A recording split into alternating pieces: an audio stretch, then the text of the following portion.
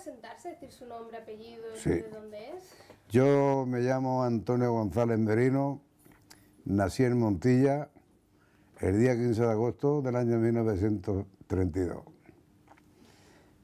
Muy bien, Antonio, ¿nos podría explicar, bueno, cómo era la vida en ese pueblo? Bueno, pues yo te puedo decir que de la vida de aquel pueblo lo que tengo recuerdos muy lejanos de cuando yo era un niño con 4 años y aproximadamente 4 años estalló un movimiento civil porque entonces se declaró el señor Francisco Franco en contra de la República. Y mi madre se quedó con sus 5 hijos pequeños y mi padre tuvo que marcharse, como tantísimos españoles huyeron de sus pueblos, de su familia, porque si no los mataban. La prueba está en que Andalucía está llena de fosas comunes. Y bueno, y durante los 3 años de guerra mi madre pues nos llevó de un sitio para otro, siempre buscando a mi padre, y nos instalamos al final en Valdepeñas, en la provincia de Ciudad Real.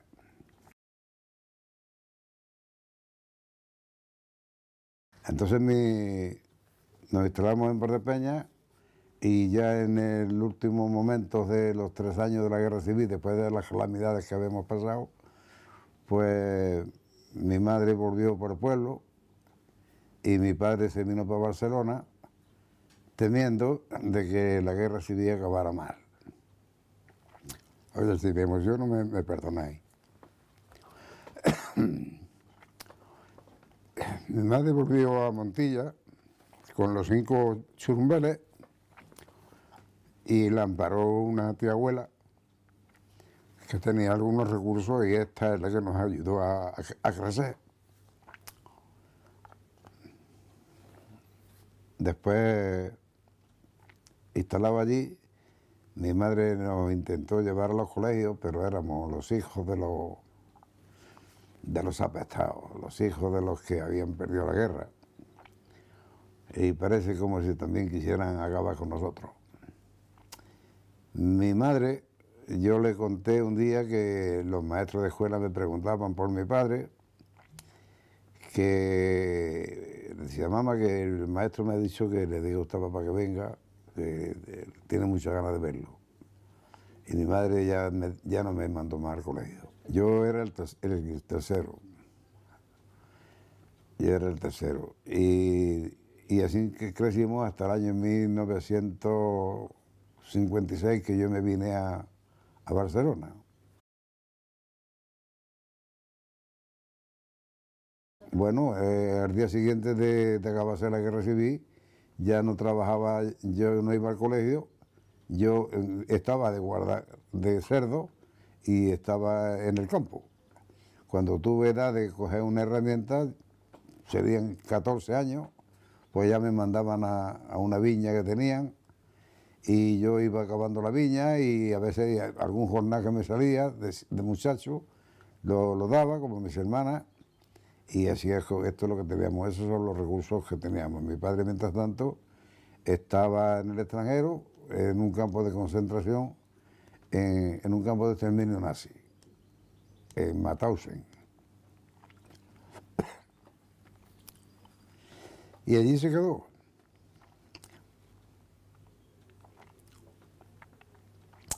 De todas maneras, cuando yo llegué a Barcelona, yo llegué en el año 1956, yo venía del campo totalmente embrutecido, yo no tenía cultura, yo no había hecho nada más que esto que te he dicho, no tuve colegio.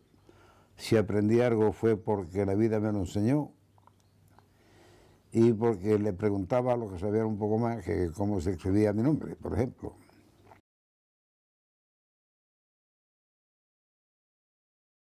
Pero una vez ya en Barcelona, yo llegué y me instalé aquí, trabajé en la construcción los primeros meses o el primer año, con el pico, con la pala, con lo que sabía hacer. Y un día pues tuve la suerte de poner los pies en Sieme. Hasta entonces yo había visto el mundo como lo había vivido, es decir, el campo, la construcción, el embrutecimiento. Cuando yo entré en Siemens, yo me encontré un mundo que no era el que yo conocía. En el Siemens trabajaban 3.000 personas entonces. Allí aprendí a trabajar en otra cosa. Hasta entonces yo nada más que había movido tierra y moñigas de vaca. Entonces, una vez que entré en Siemens, yo me encontré allí con otra clase de hombres, otra clase de gente, otra clase de problemas. Me quedé muy sorprendido porque los hombres eran distintos. Los hombres de la metalurgia eran más abnegados, más cultos, más preparados. Conocí personas que les tendré toda mi vida en el recuerdo, porque eran hombres que estaban llenos de bondad y de coraje.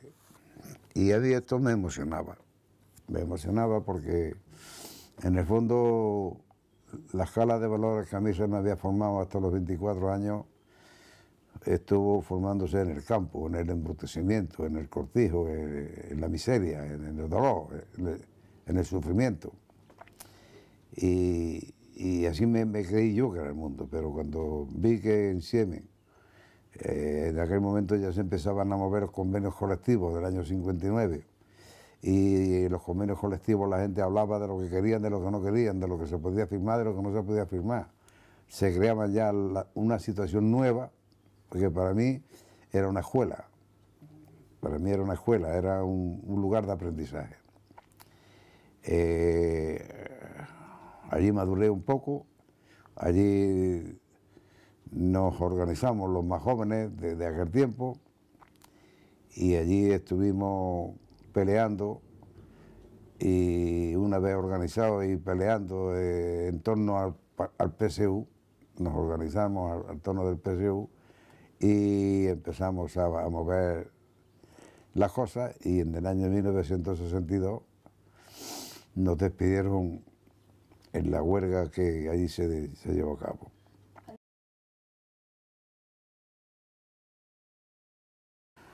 Bueno, pues a través de un compromiso asumido personalmente, un compromiso de uno, un compromiso de otro, un compromiso de otro y un compromiso de otro, llegó un momento de la confraternización de unos y de otros, la coincidencia de intereses que en ese momento se barajaban, porque los trabajadores se unen por algo concreto, no se unen por ideas políticas, se unen por algo concreto, y lo concreto de los trabajadores es los intereses laborales, el dinero que gana y que quieren ganar. Y entonces lo que no une son los conflictos ideológicos. Esto separa. Lo que sí une es la coincidencia en los intereses. Porque mira, si están trabajando y hay polvo, pues a todo el mundo le llega el polvo. Y todo el mundo tiene derecho a protestar contra el polvo. Y si se entiende que se tiene que protestar contra el polvo, pues se pone una comisión en marcha y se hace una queja y firma la gente y se lucha contra el polvo. Y la empresa tiene que quitar el polvo. O digamos el ruido, lo mismo. O si el salario es bajo, la gente, si se une por algo, ha de ser por lo concreto, por lo que le interesa a uno y a otro. Lo que está claro es eso, que las cuestiones ideológicas de ninguna manera unen, separan. Y ese es el pecado de nuestros días. Ese es el pecado de nuestros días. ¿Y usted fue, bueno, vinculándose con alguna gente que ya a nivel político estaba más activista? O... En aquel tiempo. ¿Cómo se organizaban? Bueno, nosotros ya habíamos localizado a un responsable político del PSU. Venía, nos veía, hablábamos, nos educaba, nos enseñaba. aprendíamos mucho y al mismo tiempo practicábamos las cosas que ellos nos contaban. Y bueno, ¿la tarea cuál era? Pues la tarea era, pues eso que te he dicho antes, la lucha por el convenio, por sacar más primas, por conseguir más salario, por recortar jornadas, por conseguir mejorar. Y puedo decirte que los tiempos en el que yo trabajé en la industria y conseguí mejoras fueron buenos. Fueron muy buenos porque eran los trabajadores los que desde su posición como obreros, con el sindicalismo que se hacía en aquel tiempo, se consiguieron muchísimas cosas. El sindicalismo de la base.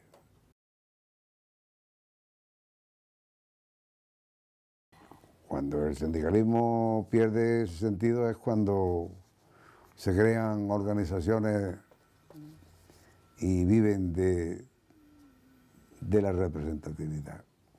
O sea, el sindicalismo de base no tiene una estructura que digamos filosófica de grandeza, de grandes problemas, sino que los pequeños problemas que salen se resuelven en el momento que aparecen.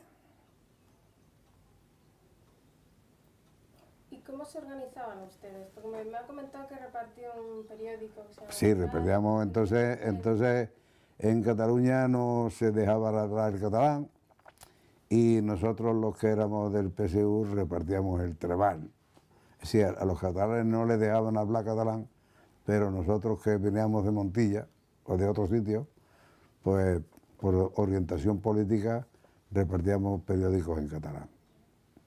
Y cuando llegaba un periódico escrito en catalán a las manos de un catalán, pues saltaba de alegría, pero no se comprometía, ¿eh? No se comprometía políticamente. Esperaban hasta que llegara otro momento.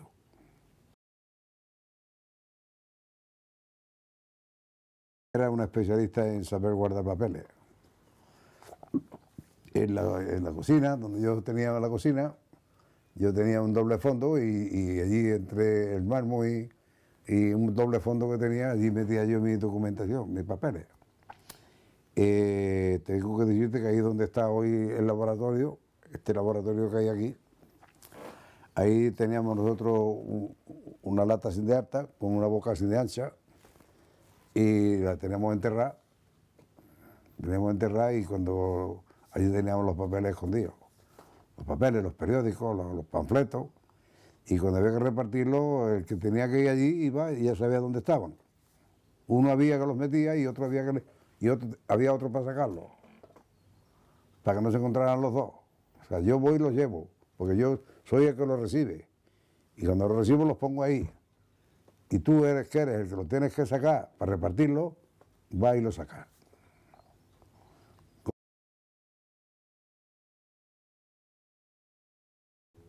Yo era un rebelde. ¿Cómo iba yo a no ser rebelde si me había quedado sin mi padre?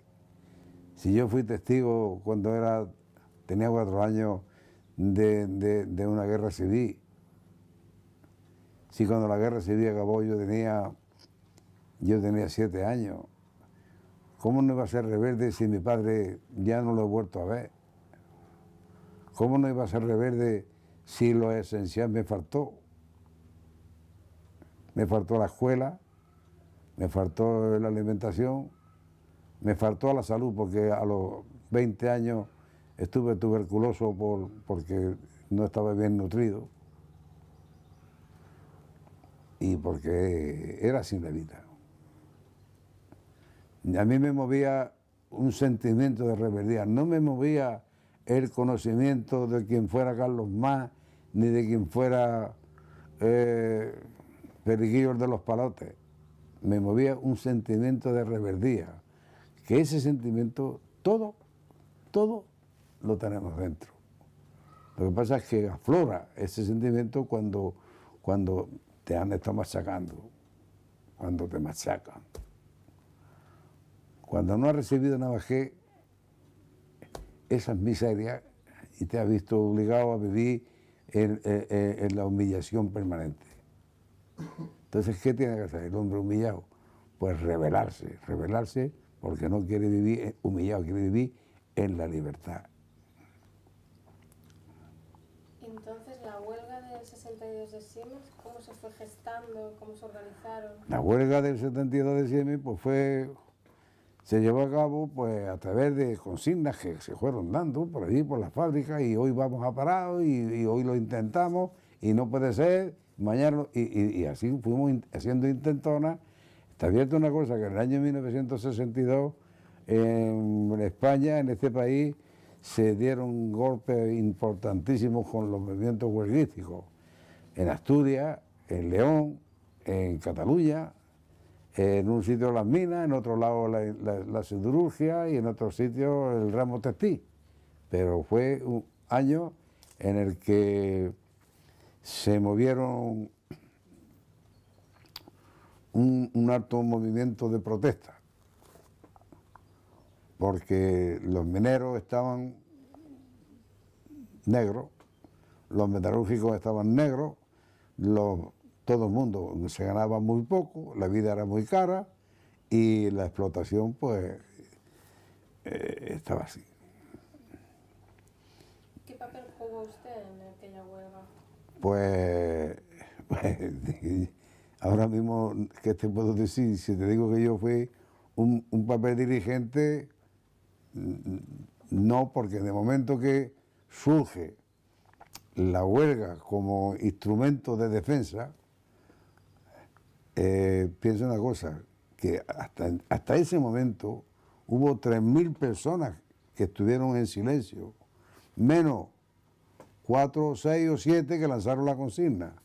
Pero una vez que se desencadena la huelga y el nieto se pierde y se tiran los 3.000 al patio y van corriendo, saltando una sesión y parando a todo Cristo por medio, pues ese sentimiento está ya hecho de dominio público. O sea, es la gente, ya no eres tú, es la gente, es la necesidad que cada uno tiene en un momento de expresar con violencia, con actitudes reverdes, lo que lleva por dentro, que lo ha estado comiendo durante muchos años.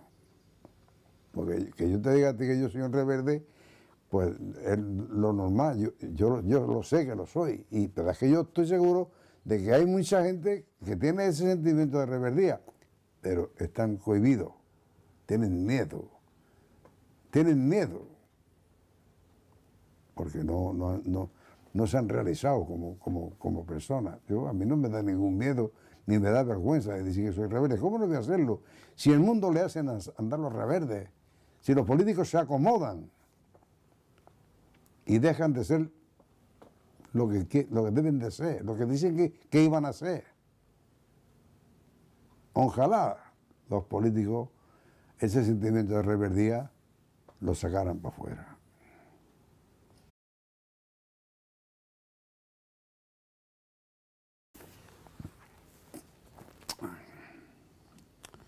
Yo lo que pienso,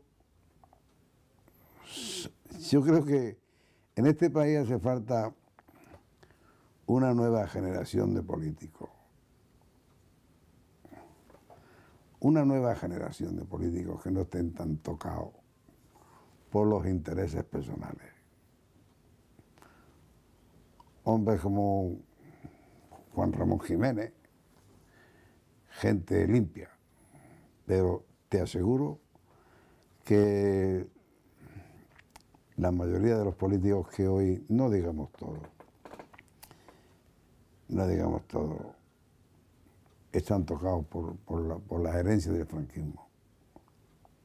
Por la herencia del franquismo. Mira, cuando mi madre a mí te he dicho antes, nunca me inculcó el valor del miedo.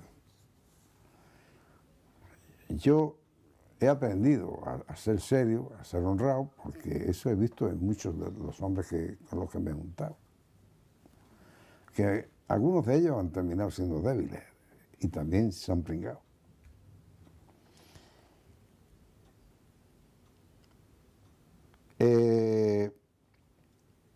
vivimos en un momento de la historia en el que quizá sea necesaria una regeneración nueva. O sea, aquí no se aguanta ni Dios.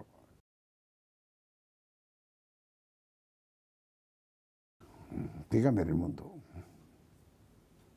Que luchen para que el mundo cambie.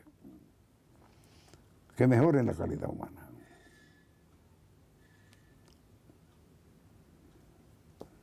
Que quizás generaciones como la de usted han construido este mundo que han dejado. Generaciones como usted han construido un mundo como este. Bueno, es que yo lo que más bien creo es que la gente como yo, cuando llegamos a la democracia, ya veníamos cansados y tuvimos que dejarle sitio a otro.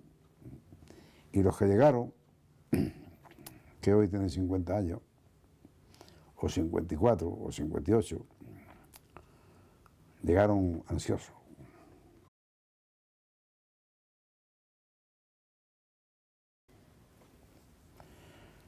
Bueno, yo no soy nadie para juzgar a nadie.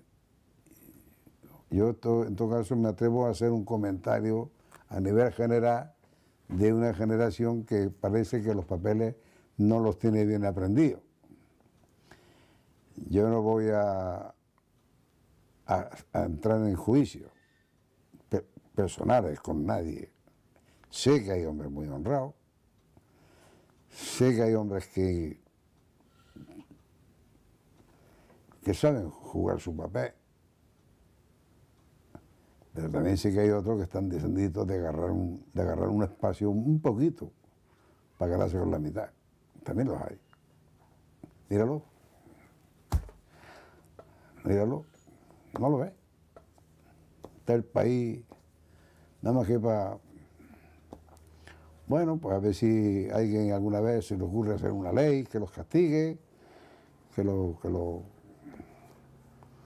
le haga devolver lo que se han llevado. Todas estas cosas hacen falta. Esas generaciones más jóvenes antes me decía que cambian el mundo. ¿Cómo? Cambiando a ellos primero. Cambiando a ellos los primeros. Hay que cambiar. Cambiando a ellos primero. No puede ofrecer si no es capaz de dar. Si tú no eres capaz de dar, no ofrezcas.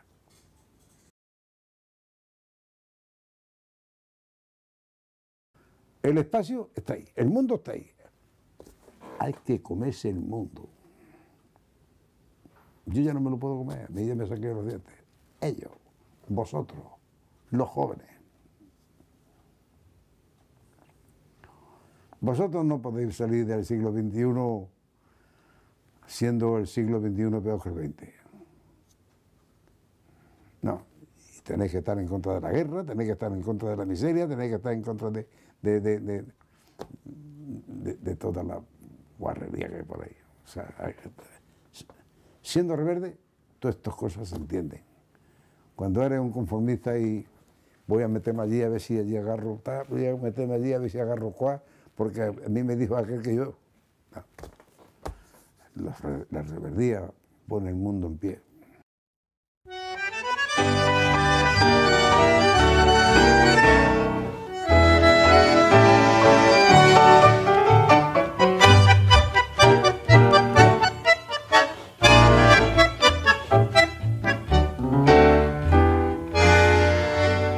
El mundo fue y será una porquería, ya lo sé, en el 506 y en el 2000 también, que siempre ha habido chorros, maquiavelos y estafados, contentos y amargados, valores y doblez, pero que el siglo XX es un despliegue de maldad insolente, ya no hay quien lo niegue.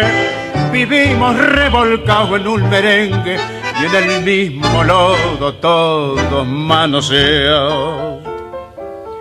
Hoy resulta que es lo mismo ser derecho que traidor, ignorante, sabio, chorro, generoso, estafador, todo es igual, nada es mejor. Lo mismo un burro que un gran profesor. No hay aplazón ni escalafón, los inmorales nos han igualado. Si uno vive en la impostura y otro roba en su ambición, da lo mismo que si es cura, colchonero, rey de basto, cara dura o polizón. Qué falta de respeto, qué atropello a la razón.